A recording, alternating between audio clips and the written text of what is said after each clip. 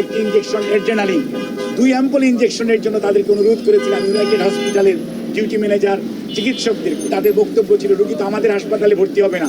আপনাদের সবার দোয়ায়, দেশবাসীর দোয়ায় দেশনেত্রী বেগম খালেদা জিয়া গত শুক্রবার গভীর রাতে অসুস্থ হয়ে মেডিকেল বোর্ডের চিকিৎসকদের পরামর্শক্রমে এবার কেয়ার হসপিটালে ওনাকে স্থানান্তর করা হয় রাত্র 3টার সময়। পরবর্তীতে উনি এখন পর্যন্ত এখানেই করোনারি কেয়ার ইউনিট চিকিৎসাধীন আছেন।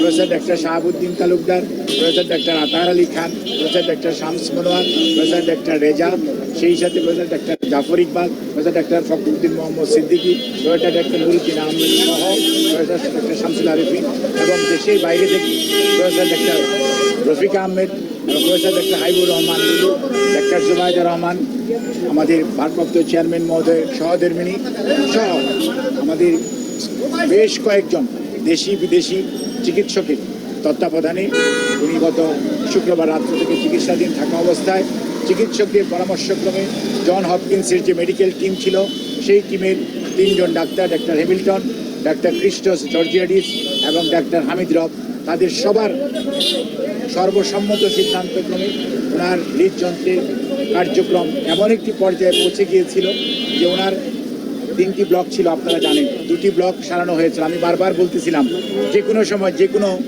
অঘটন ঘটে যেতে পারে।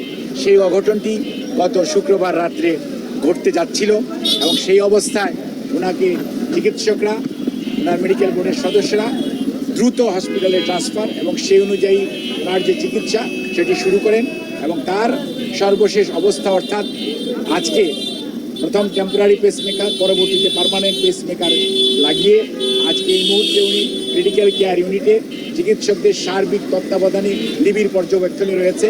আগামী 24 ঘন্টা না গেলে কোনো অবস্থাতেই তার শারীরিক অবস্থা সম্পর্কে এই মুহূর্তেই কোনো ধরনের কমেন্ট করা খুবই বিব্রতকর হয়ে যেতে পারে।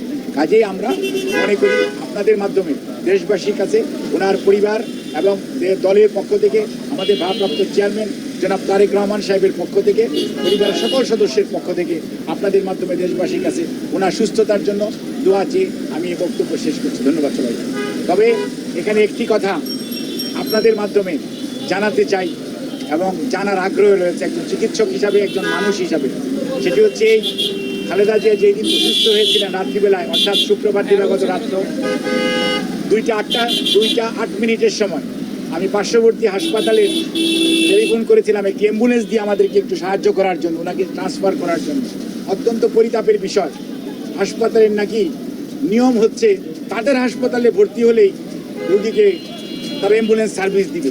এটি অ্যাম্বুলেন্স বা জরুরি চিকিৎসার কোনো নিয়ম হতে পারে?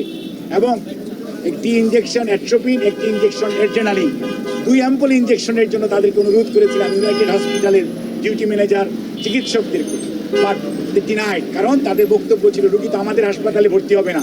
অর্থাৎ রোগী যদি তাদের হাসপাতালে ভর্তি হয় তাহলেই জরুরি চিকিৎসা পাবে, অন্যথায় জরুরি চিকিৎসা। সড়ক দুর্ঘটনায় আহত লেবার পার্টির chairman doctor Iran. Bangladesh labour পার্টির চেয়ারম্যান ডক্টর মোস্তাফিজুর রহমান ইরান সড়ক দুর্ঘটনায় মারাত্মকভাবে আহত হয়েছেন।